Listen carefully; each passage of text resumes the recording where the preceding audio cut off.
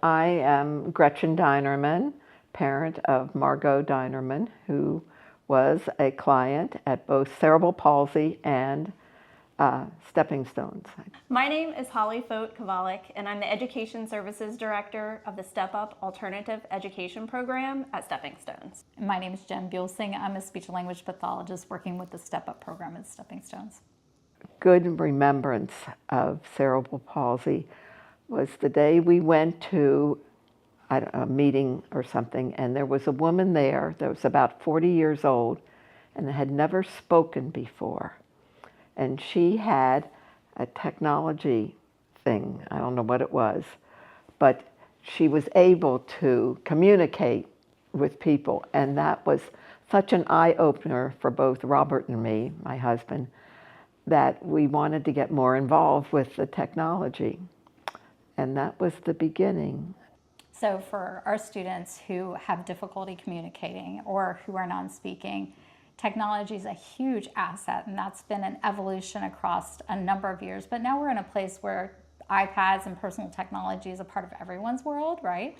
So for our students, many of them use iPads or similar personal technology with applications that are language-based, and they have the ability to use symbols to represent language. So that broadens the world for them, just like it broadens the world for all of us. Our family really enjoyed every year giving gifts to these families who could not afford to buy them themselves. And that was one of the big things. When Margot was alive, they didn't have all that kind of communication.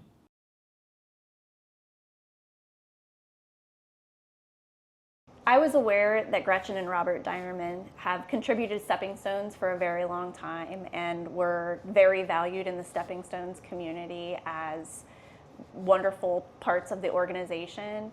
I was honored that Gretchen chose to come and visit the Step Up program because she was genuinely interested in what we would be doing with her gift and how it would be applied and what that would look like with our students. And she came in and went into the classroom and interacted and engaged, and it was just so wonderful.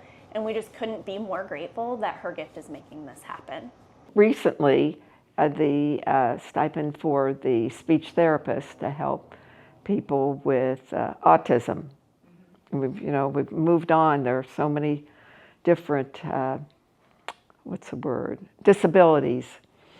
And autism seems to be a big one. And that also appealed to me as I was making this decision since my husband died, with having a grandson with autism and how important speech is for those afflicted with autism. We can truly impact their lives forever by building this capacity. It's really meaningful to me, and it's something that I'm so excited to have.